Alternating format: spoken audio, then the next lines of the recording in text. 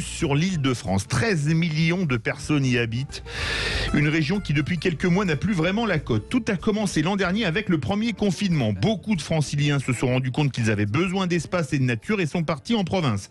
Si on rajoute le prix des loyers qui flambe et l'insécurité qui augmente, le nombre de Franciliens ayant pour projet de quitter Paris à court terme a augmenté de 42%. Confinement, insécurité, prix des loyers, la région Île-de-France est-elle à fuir? Eh bien, vous êtes 85% à dire oui sur Twitter. Vous votez bien évidemment sur les réseaux sociaux et au 0826 300 300. Avec nous, Gaël Barbotin, conseiller régional d'Île-de-France et vice-président du parc naturel de la vallée de Chevreuse. Gaël Barbotin, bonsoir.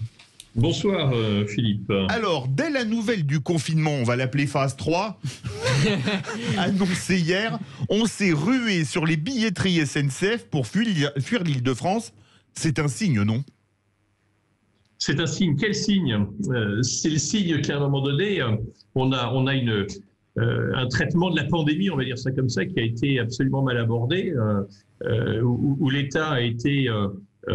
on va dire très amateur, d'ailleurs il se revendiquait comme tel il y a quelques années, très amateur à la fois dans la manière d'aborder la communication autour de la pandémie et puis dans sa manière aussi de la traiter. Donc il y a des inquiétudes qui sont nées et à partir du moment où il y a certaines décisions qui sont prises qui viennent quasiment conforter ces attitudes, ces inquiétudes, et bien de fait il y a une forme d'exode qui se met en place.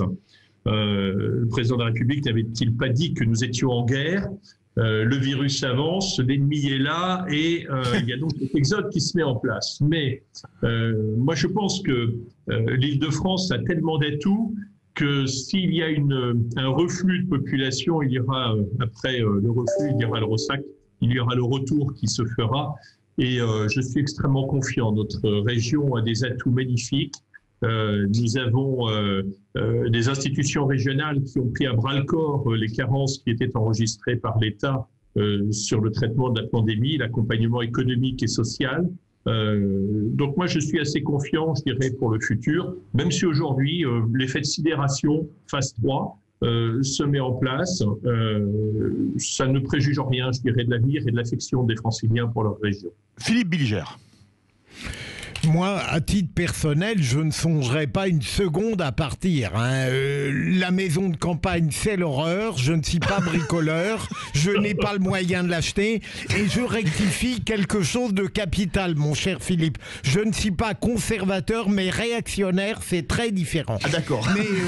Mais Gaël Barbotin, sérieusement, est-ce qu'il n'y a pas dans cette fuite, à cause de raisons qu'on peut comprendre, une sorte d'aptitude à la désertion de la part des Français qui en ont marre de vivre ce qu'ils vivent, qui ont conscience d'un État qui ne maîtrise plus les choses et qui n'est pas à la hauteur de ses ambitions, surtout lorsqu'il prétend avoir administré toutes les erreurs qu'il a faites?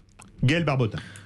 La question, je dirais, la réponse à cette question me paraît assez évidente et puis elle va dans le sens de ce que je disais tout à l'heure. On a un problème de préparation, on a un problème d'adaptation des mesures qui ont été mises en place par l'État à l'échelle nationale, mais comme au niveau de la région Île-de-France, on a quand même, Philippe David le rappelait tout à l'heure, 13 millions d'habitants. C'est vrai qu'il y a une densité de population qui est peut-être supérieure qui est largement supérieure à la moyenne nationale. Donc il y a des traitements peut-être spécifiques qui sont à prendre en ligne de compte pour lesquels l'État a été totalement absent. À partir de là, on se retrouve dans le cadre de mesures qui sont plutôt perçues comme des mesures de coercition. Ce matin, j'entendais parler pour les commerçants qui restent fermés du terme de sanction, c'est-à-dire que les commerçants ont aujourd'hui le sentiment qu'ils sont sanctionnés pour être simplement des bons commerçants. Je pense qu'à un moment donné, il y a une forme de défiance qui s'est installée de la part clairement du gouvernement dans la manière d'aborder le traitement de la pandémie. Il y a des craintes qui sont légitimes de la part des Franciliens.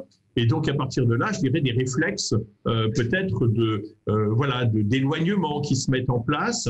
Le temps que les choses se tassent, peut-être qu'il y ait une meilleure visibilité, parce que là encore, on le voit avec ce qui s'est passé pour le vaccin AstraZeneca. Un jour, vous avez le président qui nous dit « vous inquiétez pas, il n'y a pas de souci ». Le lendemain, c'est il n'y a plus de…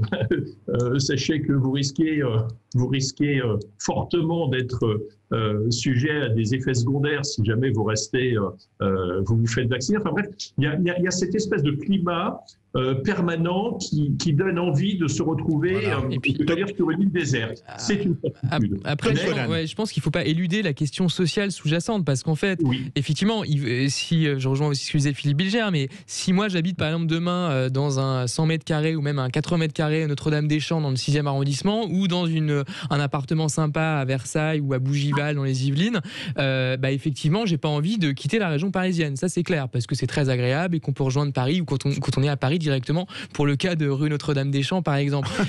Mais en fait, pour la plupart des gens, la question se pose pas. Il faut quand même remettre, l'église au centre du village, comme on dit.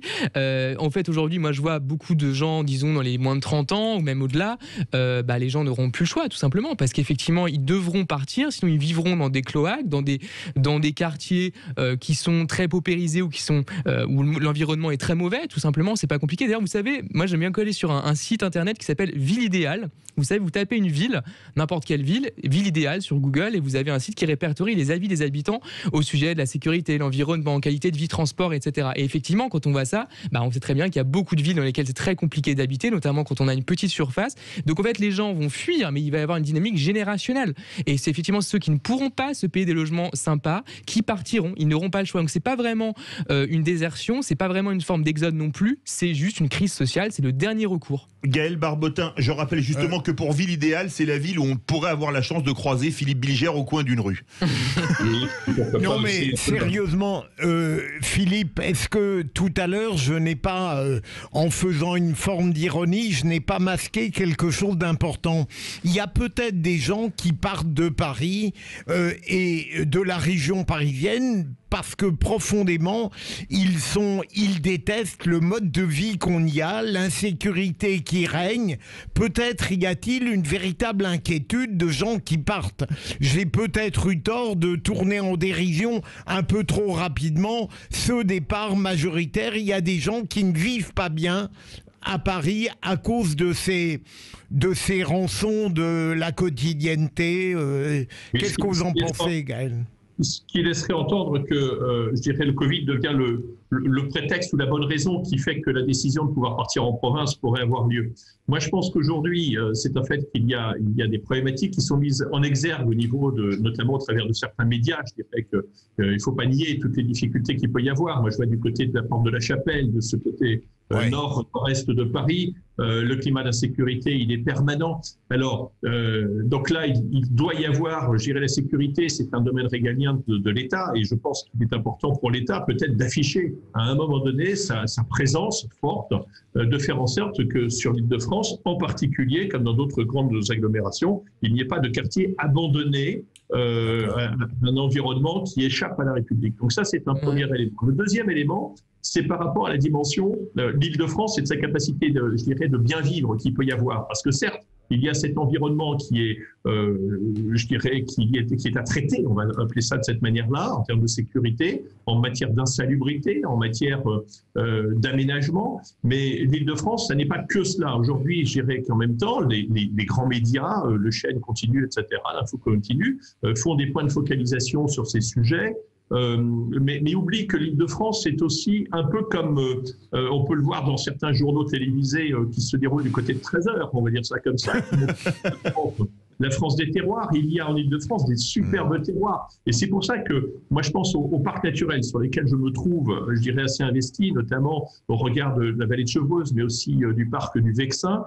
Nous avons 3500 km² d'environnement extrêmement favorable qui permettent d'accueillir dans des conditions importantes des gens qui habiteraient sur Paris ou région parisienne, pour lesquels peut-être que il faudrait pouvoir dépasser les 10 km et faire en sorte qu'ils puissent de temps en temps aussi s'aérer et prendre l'air et aussi découvrir qu'en Île-de-France, certes, c'est peut-être avec des prix d'acquisition, des prix de loyer, etc.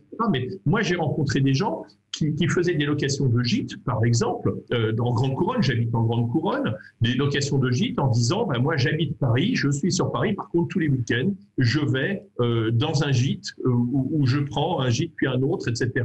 Et en fait, j'ai cette chance, tout en restant sur Paris, à moins d'1 heure de chez moi, bien de vivre la campagne. Caroline, possible. Caroline Pilastre, et après on ira au 0826 300 300 où une francilienne est partie pour Bordeaux. On vous écoute, Caroline. Me concernant, je ne pourrais pas imaginer partir d'ici, tout simplement parce que ma vie, ma famille, mes activités sont ici, et en tant qu'handicapé visuel, j'ai tous mes repères puisque je fonctionne en mémorisant. Mais je peux entendre que beaucoup de franciliens aient eu envie de partir parce que déjà avant cette crise, vu l'augmentation du prix des loyers en location, à l'achat, c'est quand même exorbitant. Pour vivre à Paris ou en petite couronne, sans s'excentrer trop du centre-ville, il faut avoir énormément de moyens. Même si le poumon économique reste malgré tout l'Île-de-France, vous avez beaucoup de personnes pendant le premier confinement qui, justement, ayant des petites surfaces, pas d'extérieur, voulaient respirer, voulaient de la liberté. Donc, quand vous allez plus loin, forcément, vous avez plus de moyens et vous pouvez acheter plus grand. Maintenant, vous avez aussi l'autre versant, c'est-à-dire que beaucoup de gens ont décidé d'acheter en Grande Couronne parce que forcément c'était un petit peu moins cher. Oui, c'est même beaucoup moins cher. Oui, en plein centre de Paris. En province, les personnes qui étaient en télétravail ne pensaient pas revenir forcément au présentiel lors du couvre-feu, des autres confinements. Et en fait, ce qui s'est passé, c'est qu'ils se sont rendus compte que faire 1h30 de transport aller et retour était quelque chose d'épuisant et que c'était pas si économique que ça. Et je voulais juste revenir, si tu le permets, sur l'insécurité, parce qu'on parle toujours de l'insécurité en Île-de-France. C'est un fait, mais il y a énormément de population, on est 12 millions. Mais vous en avez partout en France, on en parle régulièrement, et vous en avez Lyon, aussi récemment, on en a parlé, à Dijon, à Grenoble, ce sont des faits divers, et ça, aussi dans les campagnes, aussi en ruralité. C'est vrai. Justement, Gaël Barbotin, avant qu'on aille trouver une francilienne qui a quitté l'Île-de-France et qui nous appelle au 0826 300 300, le télétravail, comme l'a dit justement Caroline Pilastre, ça a peut-être changé beaucoup de choses. Les gens qui habitaient en première couronne ou dans Paris se sont peut-être dit, tiens, on peut aller vivre du côté de chez vous, dans la forêt de Chevreuse, en travaillant 2-3 jours à la maison. Gaël Barbotin ?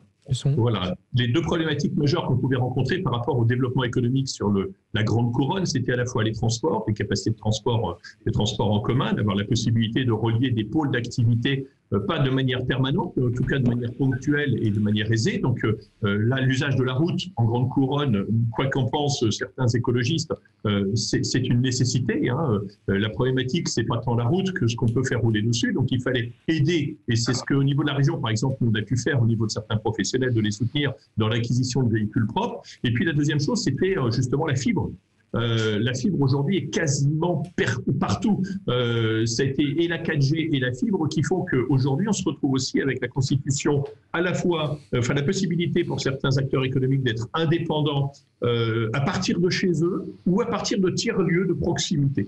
Et donc là, il y a toute une politique qui s'est mise en place qui est encore insuffisamment connu, je dirais. Pourquoi ? Parce que ça a démarré il y a 2 ans et 3 ans, et ça a pris son essor avec la pandémie qui, en tant que pandémie, a phagocyté l'information au regard des possibilités qui pouvaient être mises en place. Gaël Barbotin, on prend la direction de Bordeaux. Bonsoir Sophie. Oui, bonsoir. Vous êtes née en Île-de-France et vous êtes partie sur Bordeaux. Je suis née en Île-de-France. Je suis née en Île-de-France dans le 78. J'ai fait mes études à Paris, mais bon, dans les années, dans les années 70, 80, etc., 75, 80. Et puis, je suis arrivée sur la région bordelaise en 1980, autour des années 80 également, puisque bon, j'avais suivi mon époux pour des raisons professionnelles. Et donc voilà. Mais le problème, il n'est pas de savoir s'il faut fuir. De toute façon, c'est comme en plongée, faut régler la situation sous l'eau, sinon on ne sort pas.